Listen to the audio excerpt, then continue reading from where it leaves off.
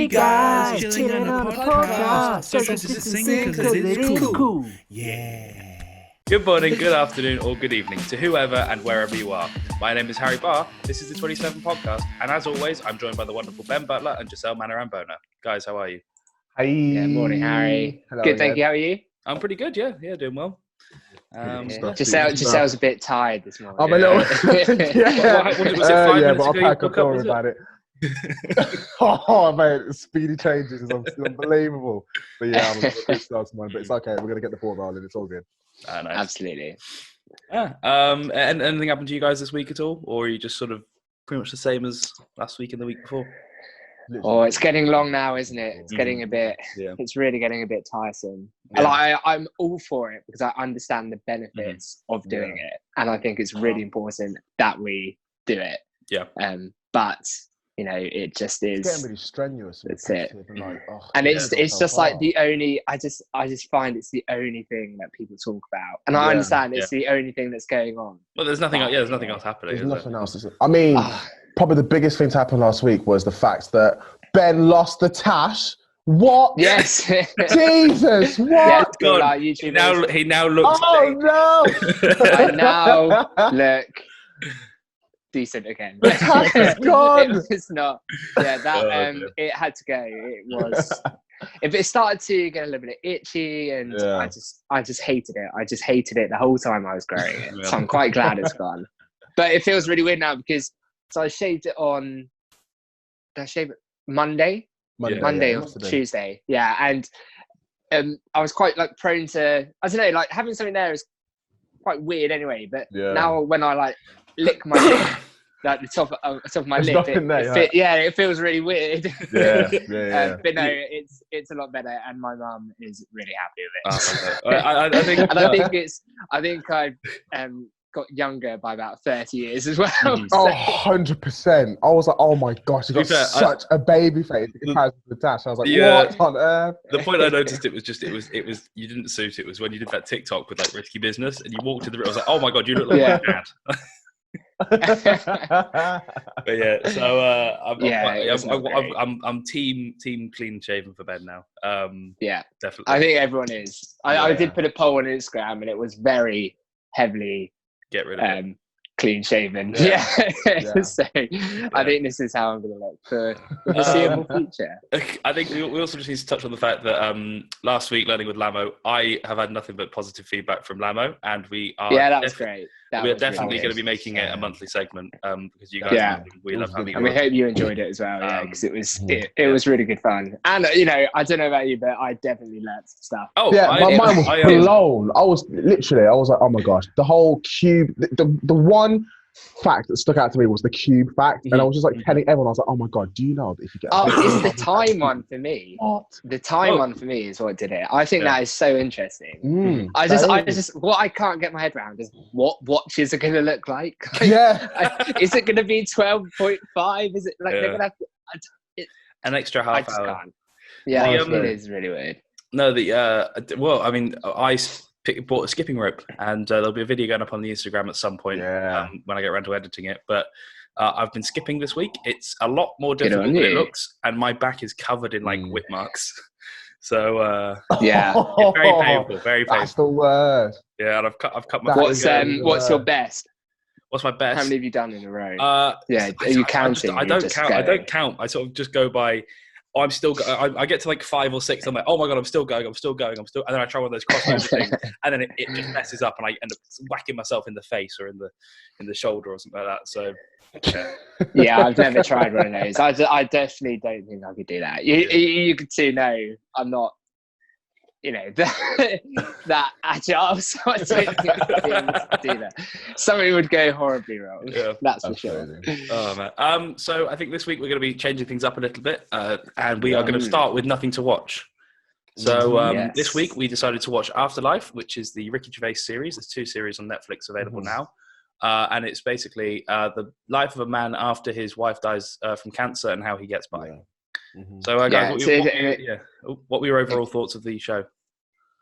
The show's great. The show is really good. It is a really, really good show. Yeah. And it taps into all the different stages of I don't want to say it's not depression, but grief? the stages that's the one. Sorry, stage of grief that people go through after someone dies, and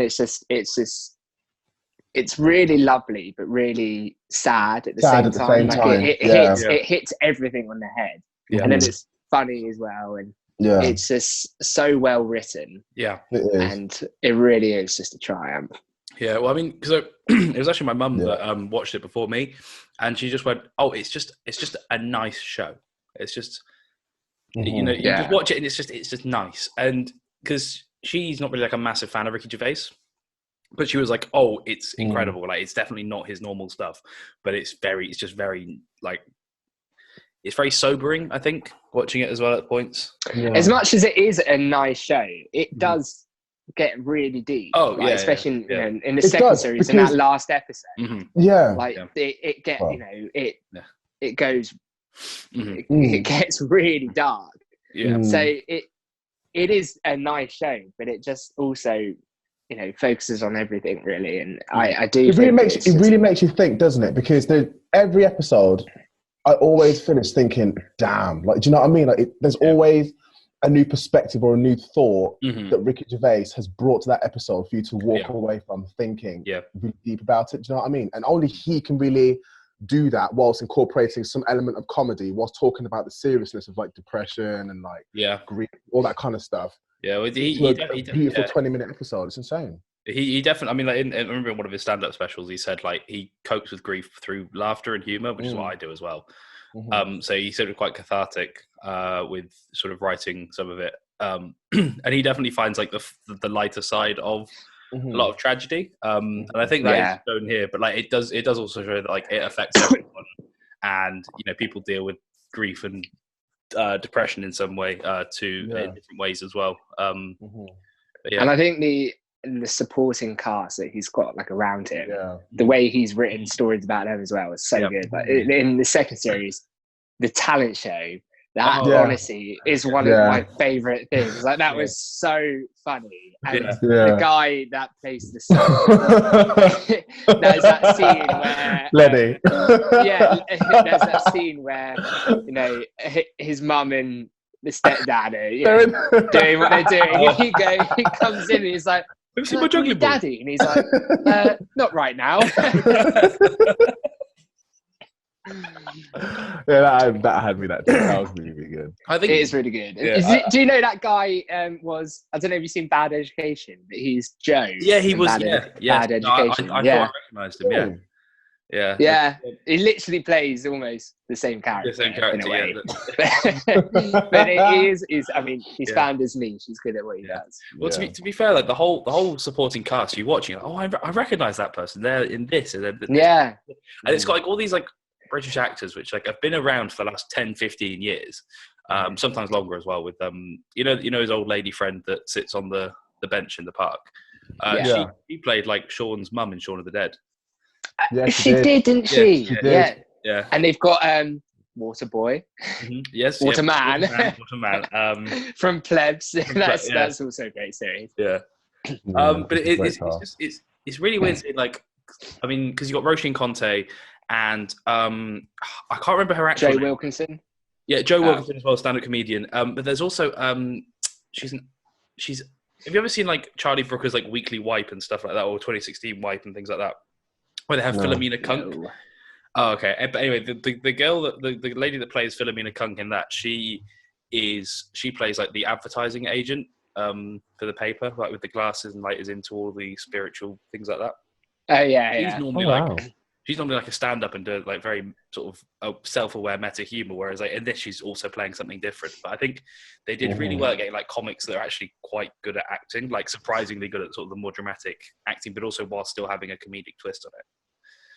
Like because Joe Wilkinson's postman like character, he you first meet him, you think, oh, he's just Joe Wilkinson playing Joe Wilkinson, like just being really weird and stupid. But like as like especially as series 2 progresses, he has like a deeper sort of character growth and things like that. And it's quite funny. I just think the whole thing is so it's just credit to the writing, I think. Yeah. And I didn't realize until I actually looked at the credits properly that he directed it as well. Ricky Gervais. Yeah, he directs a lot of stuff. Yeah. What a man! It's so good. He's such a good. It surprises you that he is such a good writer, don't you think? Yeah. Because you see him do like the Golden Globes, like monologues and stuff, and they are so funny. They're so like twisted and they don't no holds barred. He just attacks people. He doesn't care. Yeah, he doesn't care. Yeah. And then for him to write something like that, and then he obviously did The Office and a couple other things, and he's so talented, just so talented. Yeah, I mean, it's like he co-wrote and co-directed The Office with Stephen Merchant. Then he did extras as well, where I think he co-wrote and co-directed. But I think this is. Unless I think this is the first. Yeah, I think this is just him. Yeah, I think this is the first show where it's just him. Mm-hmm. I mean, I think he's done a couple of movies here and there, but yeah. The Invention of Lying. I don't know if he wrote that, but he was in it. That was an interesting film. Yeah, I watched it quite recently actually, but it's a very 2008 film. Yeah. I can see how it fits that. But one thing I think is quite interesting about Afterlife is, and so I'm not going to claim this because I didn't come up with it. I saw it I think I saw it on Twitter. But he actually, it's almost about a man trying different religions to get him back to normal. Yeah. So he tries all these different things to see what most suits him and see if religion can bring him back to normal ways. And I just think that's a really interesting concept. Yeah. And the theme of the episode to our podcast today is quite a religious transition. Nice little segue. Yeah. Yeah. Yeah. No, go on, Harry. Oh, I was just saying. So it's interesting because like Ricky Gervais is he's a very, very devout atheist essentially, and I think he's sort of given religion sort of like, especially in Afterlife, he's been able to sort of go into the depths of like the more moral and ethical side of everything. But I think his character at the end always just turns back to atheism. I think it's a very interesting discussion to have with sort of between religious people in general and atheists and agnostics. I think like Joscel, you're a Christian.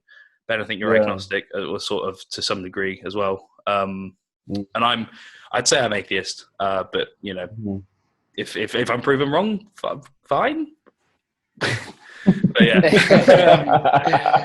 I got nothing I can do about it once I'm dead. But yeah, but I think this does bring us on quite nicely to our guest that we have for this week. Right now, it is now time for us to welcome our guest for this week. We first met this guy through the American football team at university, and when he's not on the field tearing up defenders, he's out and about in the community making it a better place with the Christian Union.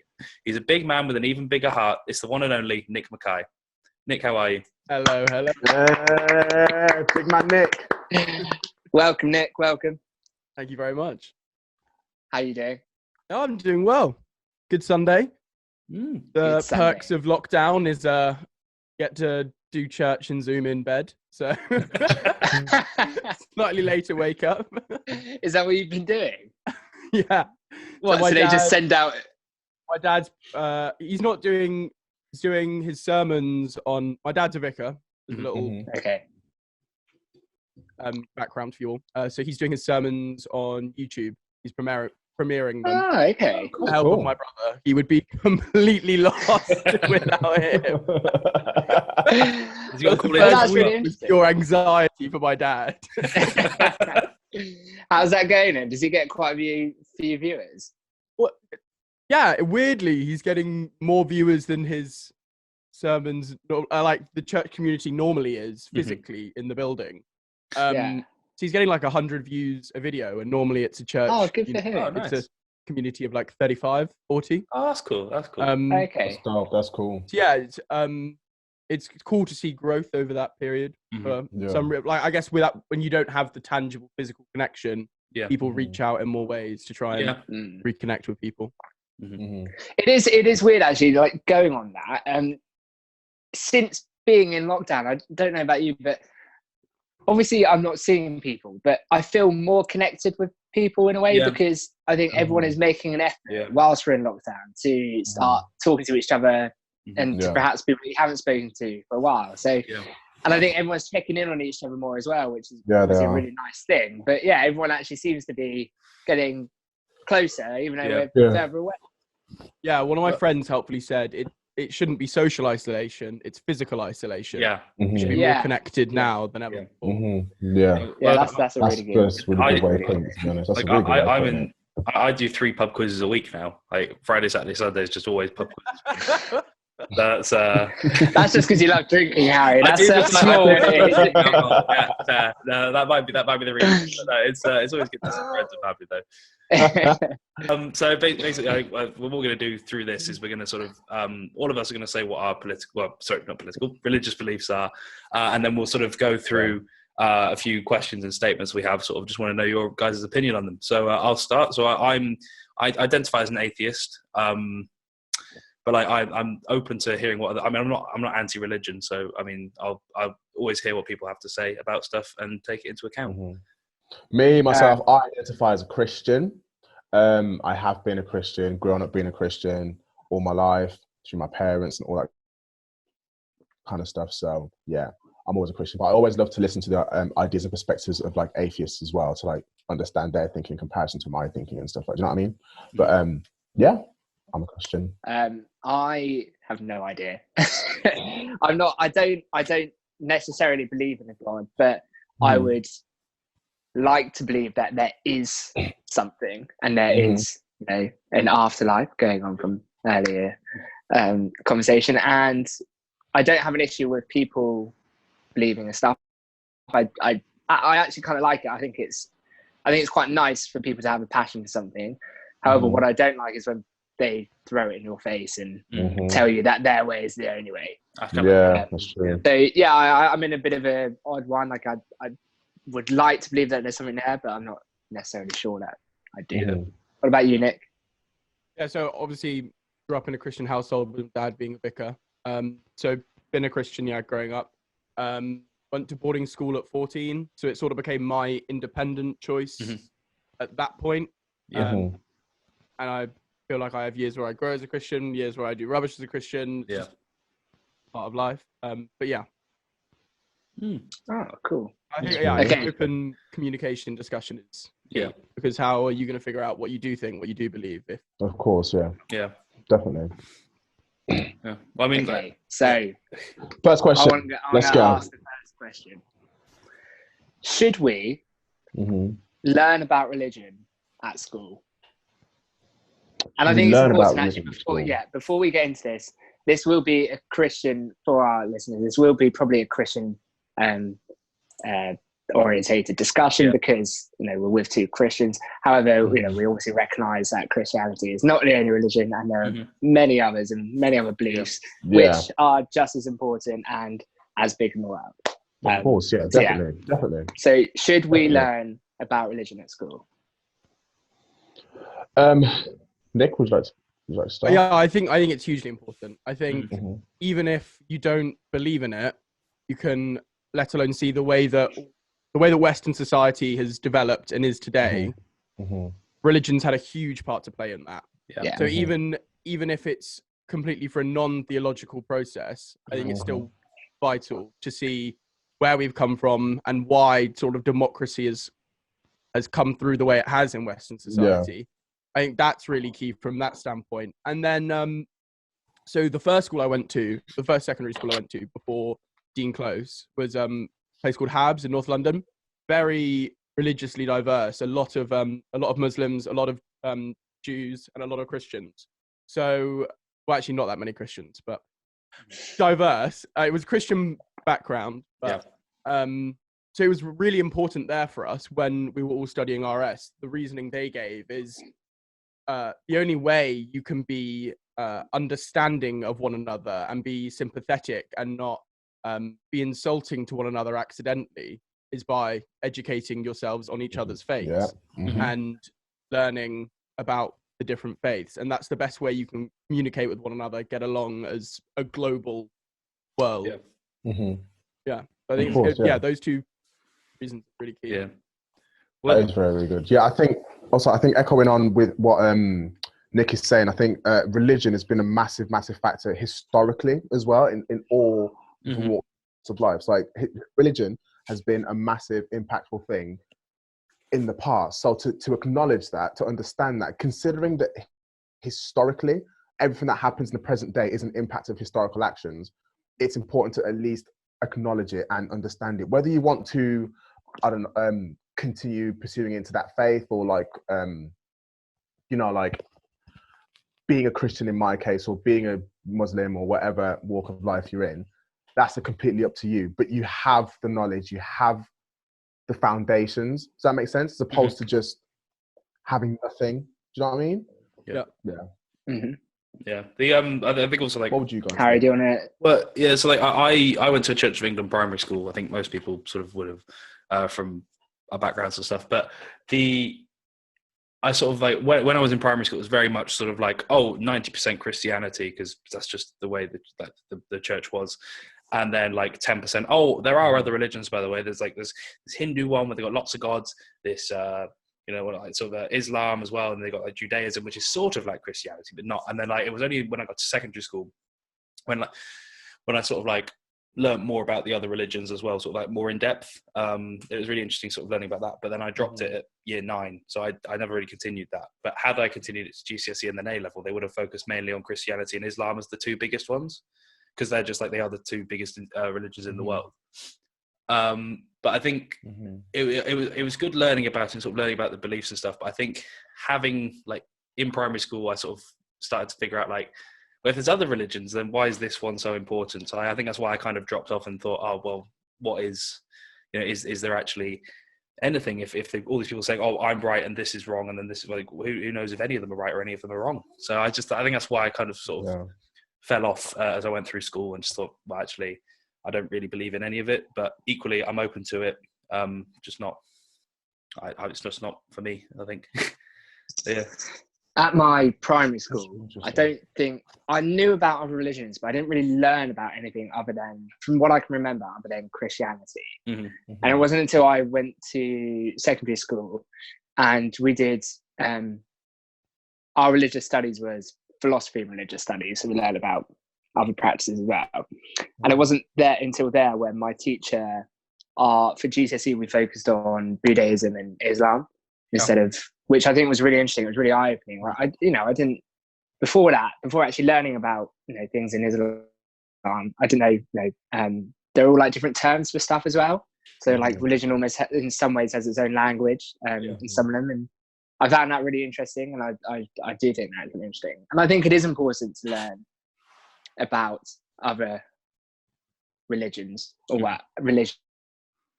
But I think it's important that if you're learning about one, you have to learn about all of them. It's not, I don't want to be, say if you're only, taught Christian ways, then you're only ever going to follow Christian ways. So it gives you, like, an opportunity to have a wider scope, and it doesn't narrow. I don't want basically the school telling me, because I'm learning about Christianity, I don't want them being like, well, you have to, you have to be a Christian because of that. And that only cultivate, like, that sort of mindset of only teaching one faith and stuff like that, just cultivates a weak faith, because it should at all times be able to discuss openly with people of all different faiths and religious backgrounds, discuss reasons why you believe what you believe and reasons why you don't agree with maybe not necessarily agree with someone else for their different claims. And the only way you're going to know that is if you have a good breadth. I mean, obviously we cannot do every single religion that's in our time at school. There are like 200 or something. But you could definitely do it by for the second reason that I was talking about of being respectful, you could do like the biggest. And I guess that's why people do like Islam, Christianity so much in the UK. Definitely. Well, I think I think when I was sort of doing it in school, there were like 6 main ones, I think. So it was like Christianity, Judaism, Hinduism, Islam, Sikhism, and Buddhism were like the 6 that we did. I think that's sort of like the fairly standard array across the UK. But again, as you said, there's hundreds of other religions as well. So I think sort of into a more sort of Christian background, as you both are Christians, although slightly different backgrounds. Yeah. So what do you say like is the best part for you guys going to church? Like, what do you think the best part about that is? For me, the best part about going to church is I find a solitude in church. Like, I find a lot of peace in church. Like, for me, it's a time to like meditate and reflect and to ultimately give thanks, because for me, the point that I really turned to religion, it took a long time for me, because my mum, she used to take me to church all the time. Every Sunday we'd go to church, all that kind of stuff. And I'd always go just for her, you know, because obviously she'd be like, okay, fine, we're going to go to church.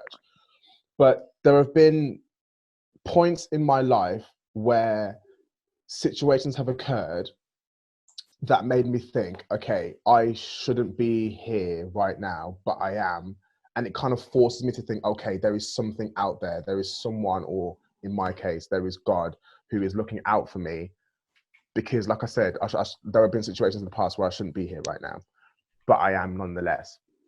So when I go to church, it's a place of like, again, solitude. It's a place of like worship. It's a place to give thanks. It's a place to acknowledge and be grateful for everything that's going on in my life at this moment in time. Does that make sense? Mm-hmm. Yeah. That's my view on church. Yeah. I think the biggest thing that I always take away from it is being equipped to better understand God's word. So through sermons, through individual smaller groups teaching, being equipped to understand it, realize that it's a book that has context of 2,000 years ago. So better understanding that context and being able to apply it into my very different looking life from the Jews and Gentiles from back then. And then the community aspect as well, coming together. A church is simply a gathering of Christians. It has nothing to do with the building or anything like that. So that sort of that community, that building one another up. That supporting one another through the good times and the bad. Of course. Well, I think I thought someone was going to say community. And I think community is great. Like, you know, community can be in so many different ways, and it's going to bring me on nicely to a question I have. So we all play American football together, or did, and that is almost a community. Would you not say? You know, it's like a nice family, and we all love each other. And for me, I don't like when people don't come to training, or, you know, people give a really rubbish excuse. I feel like that's letting the family down, letting the team down, and you know, I don't like part-timers. So what is your opinion on part-time, not part-time Christians, but some Christian or people that say they believe in, you know, the following of Christianity, but say they only go to church at Easter, Christmas, Harvest Festival. You know, they don't go. Yeah, they just go to the big ones because, you know, they almost feel they. I know what you mean. Yeah, and they claim they are Christians. And like 30 people day on day, and then Christmas Day, Easter Day, it becomes a congregation of 200. Like what? Yeah, exactly. Yeah, I see what you mean. Yeah, that's a good point. That is a good point. But I think, like you with American football, you can have a similar feeling of frustration. Not so much that you're let down, but just because you more want to be there, you want to make sure that they're okay, and you want to be able to support them. And it's a lot harder to do that if you don't see them week on week. But I completely understand people that are in that situation, in that boat, because I have been in the past as well, where you take on the message. You never think outright, oh, I no longer believe in the message. But life is a lot easier if you can control it day by day, and you can be doing what you want to do. And so I think lots of people find themselves in that situation. I think I agree. I mean, there are many people out there. I mean, I myself, I'd be lying if I said that I've attended church every single Sunday, because there have been Sundays where I just haven't gone. There have been Sundays when I have gone. There have been Sundays when I've prioritized other things as over going to church. I have done that in the past. But in terms of like, for me, I believe that it's a way of life. Do you know what I mean? Like Christianity is a way of life, and if you don't go to church that often, fair enough. That's you. You have your reasons. If you do want to go to the major holidays, fair enough. That's on you again. But Christianity is more than just what happens within the walls. That makes sense. Like Nick said previously, Christianity, the church is not necessarily the building; it's the people in that building. So those people, when they go out into society, how they act, if the way they conduct themselves reflects that of a Christian in terms of like loving their neighbor as they love themselves. Do you know what I mean? Like spreading these visions and like positive, and do you know what I mean? Like acting in a Christian manner. Yeah. That's equally as impactful as it is as to whether you go to church or not. Well, yeah, like, going back to what sort of Nick was saying at the start of the segment as well. So you've had 100 plus views on your dad's sermons on YouTube now. So I wonder whether like sort of, even though there's people who probably wouldn't have been able to go like the last few weeks or whatever, suddenly have the opportunity just to watch it on YouTube, but also still be with that sort of that sense of community and things like that. So I think this pandemic sort of, it has, as we've sort of have both said, well, all of us have said, sort of like bringing people closer together, even though they're further apart. But yeah, I think and it makes you think about the bigger questions, because suddenly your daily life, your like the life you fabricated around yourself, suddenly completely falls apart, and you're left there sat in your own head for a lot longer than people normally are. And so you just think about it, which I think is good. Oh, I think so. This is obviously, a question that gets, I'm 100% any non-believer that ever talks to a Christian, this is the question that you'll get asked. Why do bad things happen if there's a God? And so I'm going to ask you, why, if there is a God, are we currently going through a global, not even just a world, but like a country, just a single country, like a global pandemic? Yeah, that's a really, really good question. But again, you kind of have to think in the way that, like, if, for example, okay, let's say when something good happens to you, people tend to go, they're saying, oh my God, thank God. Do you know what I mean? Thank God. Whether they're religious or not, but that's not the point. The point is they always say, thank God. If something bad happens to them, they always be like, oh my God, God, why have you done this? If you existed, why this, why that, right?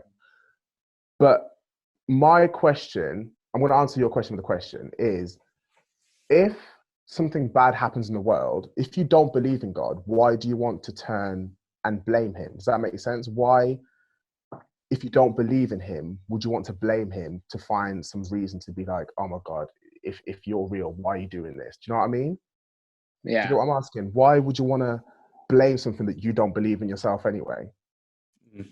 But I think people get to this question so often because Christians, when they're explaining their faith to a non-Christian, immediately as a non-Christian, you'll see that like there's huge passion put towards God, there's huge love, and there's huge respect for his power and authority and things like that. And so immediately you ask yourself, well, if he has all this power, authority, he loves us so much, why is he letting this happen? It completely makes sense. Yeah. It's because we live in a fallen world. You go back to Genesis. God gave man and woman free will. You can interpret Genesis in different ways, but the message to take from it is that God gave man free will. Man and woman used that to live their own lives, to eat from the fruit, which got them kicked out of the Garden of Eden, which means we live in a world of sin.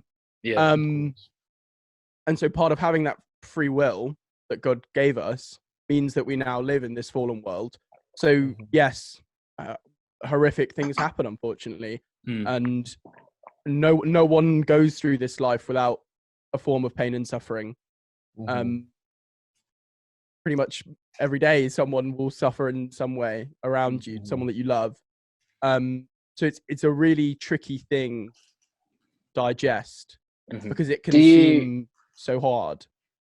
Do you see them as tests by God? Is it something that, okay, God has done this to make us better people, and once we get through it, we will be better? Because I do believe that. I do believe after this pandemic, we all will be better people. Well, the majority of us. There are some people that are, being liabilities currently and going against what should, and going against what should be done. But do you see it as a test? I do see it as a test, me personally, not that God has set though, because I believe in heaven and hell, right? I believe in Satan as much as I believe in Jesus, right? But I do believe that everything that happens on the earth is a test and kind of like an assessment to our faith, to really test our faith, because we are constantly surrounded by temptations that will easily allow us to deviate from our path that we as Christians have decided to follow in our lives. So I do believe, like you said, that we will walk out of this pandemic a lot stronger and a lot better, a lot healthier, a lot more connected, because like I said, in these times, everyone's reconnecting with everyone. Everyone's more connected than ever. Nick's father's congregation's got 100 views on YouTube, where in comparison to real life, it gets like 35. So the connection is there. People are uniting. And it is a test. Life is a test. Life will always throw things at you that you need to kind of like learn to, do you know what I mean? You've got to like answer it in a way that's kind of, do you know what I mean? Like it is a test. It is a test. But how we answer to that test will determine what direction we go in life. Does that make sense? Mm-hmm. Yeah. I think I would be cautious to definitively say that this pandemic is sent from God and is a test. Oh yeah, not at all. Like, I'm not. I'm not.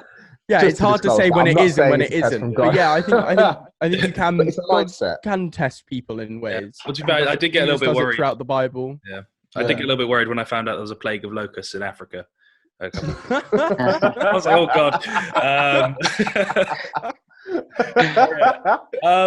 I think also sort of like as we well, Nick, you're carrying on as a student. Three of us are all starting to finish now.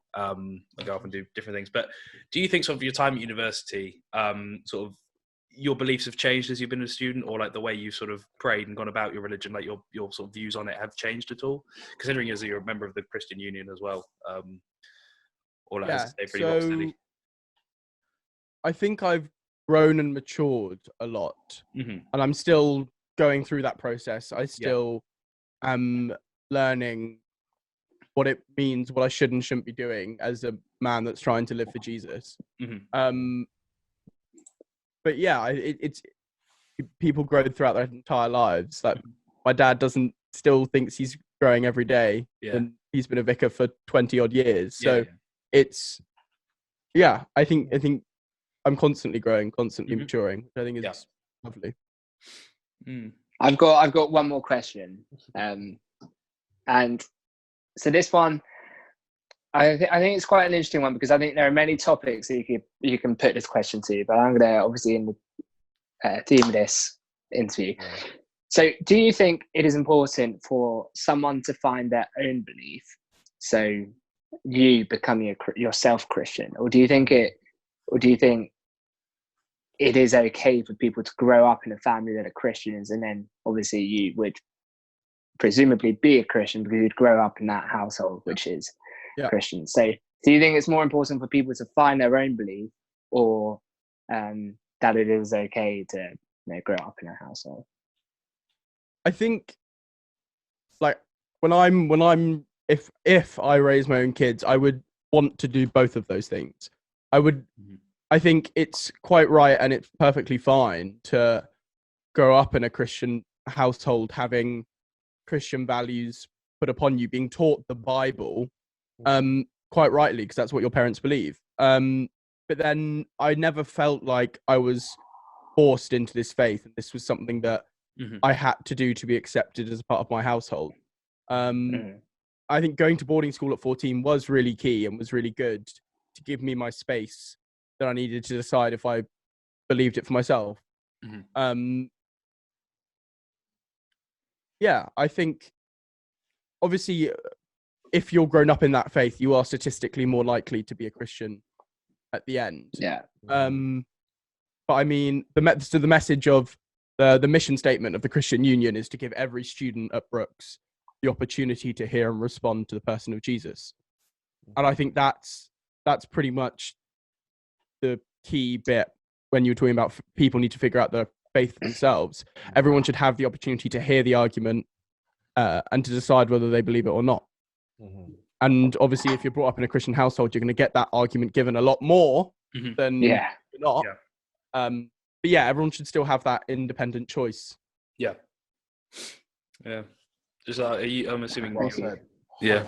I agree 100%. I'm like, I mean, I feel like you should never ever really force a religion on anyone. Like I said, I grew up in a Christian household myself. I have that religious background, but it didn't take until that moment where I realized myself that something clicked in my head. There is, in my opinion, a religious guidance out there that I can follow, that I decide to adopt myself in my lifestyle. Does that make sense? The people that are around me, like for example, Ben or like Harry, anyone, I would never ever turn around and be like, why are you not religious? Because I know you're not religious. Why are you not religious? Do you know what I mean? Because that's I don't believe that you should ever impose your beliefs on anyone unwillingly if they didn't want to. You should do it off your own back.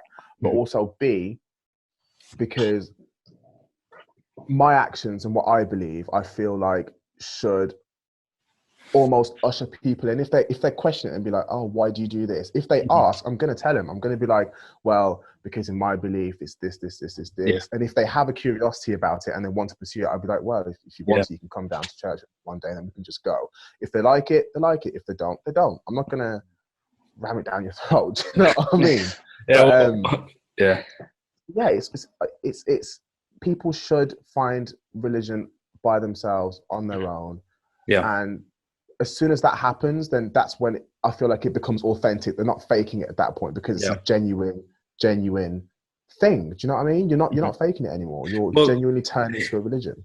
Yeah, my mum's got a friend that she went to school with, and her parents were her dad was a vicar, and then she went off to America, and then after a year, she came back basically and was engaged to a Jewish man, and like her parents were just like, oh right, okay, well, I mean, if that's what you want, converted to Judaism. And like they've been married for 15, 20 years now. And that's just something that's quite sweet. And I'm quite, it's interesting to see like her parents were like, mum was very surprised that her parents were just so like, yeah, if that's what you want to do, that's your beliefs, that's your religion, you can go ahead and do that. And I think that's sort of like, that's the way it should be. Yeah, there's 100% the way people should have. Because you can't force that message upon anyone. Like you can force it upon them growing up. You can tell it again. But as soon as you start living for yourself, can't be forced to believe that. If you're forced into it, it will never be a genuine faith, and it will never last. Because living as a Christian is hard. Living towards any specific faith takes dedication and is difficult and is challenging. I think this has been a really healthy discussion. Thank you, Nick. And I now have to ask the most important question I think you're ever going to answer in your entire life. And to become a member of Here we go, ABBA. What is your favorite? He's done his own work. He's done his own work. It's Does Your Mama Know? Oh, what's the name? The actual title? Absolute bomb. Is it Does Your Mama Know? Yeah, it is Does Your Mama Know. I checked that. It is, we did it as a house shout song. So at secondary school in the latter years, in upper sixth or lower sixth, we have this competition called House Shout. Some of you guys might have it as well, where every house has to put on a performance, and our housemaster was an absolute rock legend hero that was just a man of the 70s and was forever trapped in that time. So he loved his electric guitar, loved his Hendrix, and absolutely ripped the solo on main stage while we were singing that song. Wow. So it's a classic. Wow. That's a great answer as well. There's a good story behind that. That's fantastic. Thanks for coming on, Nick. Yeah, pleasure. Thank you so much. Really appreciate you, buddy. Yeah, I think it's been one of the most eye-opening sort of interviews we've had so far. But thank you very much. And where can people find you on Instagram, Twitter, YouTube, if you've got one? Nicholas Mackay. If you look me up on the majority of platforms that way. Spelled Mackay. Seems to be a difficult surname for people to grasp. And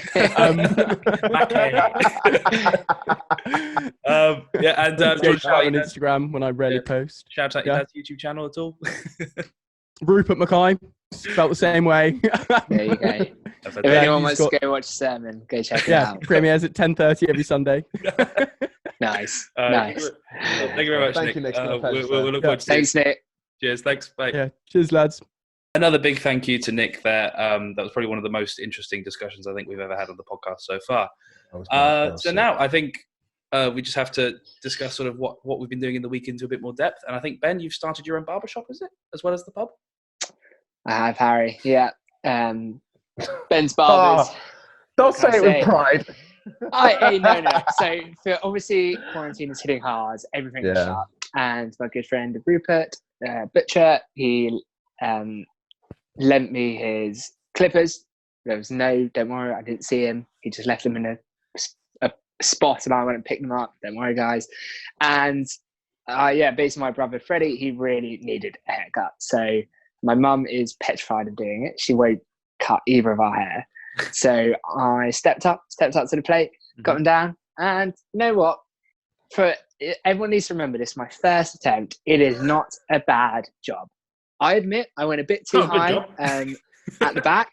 No, I'm sorry, but it's not a bad job and it's not a good job. It is an okay haircut. That is what it is. He has less hair now than he had the other day. It is nothing. Yeah, exactly. That's all that matters. To be fair, actually, he's not going to see anyone, is he? So it doesn't matter. From the photos you sent, it didn't look terrible. It did look like an actual haircut that someone could possibly get. So yeah. Thank you. I'm in dire need of one. But my sister, she was. People on YouTube watching. It's just so long at the moment. Like it's covering over my eyes. My sister, she was like, "Oh, it doesn't. Yeah, it probably doesn't help when you flatten it." Yeah, no, that's why. I mean, people like would have been watching. I've been like this all episode. But you know, she went, "Oh, I've been watching some YouTube videos." I was like, "Nope," because I let my mum cut my hair. I let my mum cut my hair like at the start of lockdown, and you can go to my TikTok to see how that was a disaster. That was a disaster. I had a job interview like the next day as well. And it was, oh dear, it was not good. So I was like, "Oh, hi guys, nice to meet you." You should have just done the Joscel and just wear a hat for the rest of your life until the barber. I'm worried if Joscel takes his hat off, it's just Joscel will come out. I don't know. This is your moment actually to grow an afro. Yeah, true. This is it. I can't wait. I hate it. I absolutely hate it. I think you should try and go for like that sort of square top. You hate wearing hats. You always wear hats. Yeah, not by choice, mate. I've got no choice. Look. Ooh. Every time you go to the gym or something, you are always wearing a hat. Oh yes, the gym, that's different. But you know, is it outside out and about when I don't wear caps. Yeah. I'm sorry, Harry. Joscel wears hats, doesn't he? All the time. Yeah.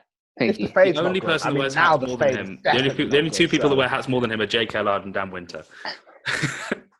Yes. Yeah, good point. They live in hats. So who have we got next week? Yes, so next week we have probably one of our biggest guests today. Not to discredit the other ones, but we've got a big guy called Labumba. That's at Labumba if you want to check him out on the Instagram. And that's going to be pretty damn exciting, to be honest. We're going to talk to him about how he started his businesses, all whilst juggling uni work. He's an architecture graduate, and that's going to be really, really interesting. So, and he's got like a YouTube page and everything as well. Yeah, it's got YouTube. Yeah, it's all the same. He's got quite a large following, I think, actually. And I think it'll be quite exciting to pick his brains. It's 500,000 followers. 500,000. Imagine that. 500,000.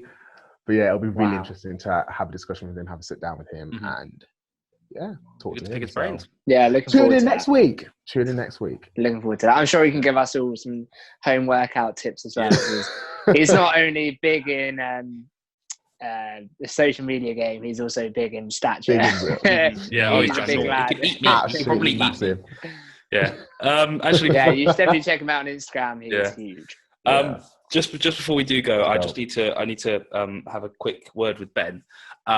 What's happened to your Bring Sally Up, Bring Sally Down challenge? You said 2 weeks ago you'd be like, oh, next week I'll yes.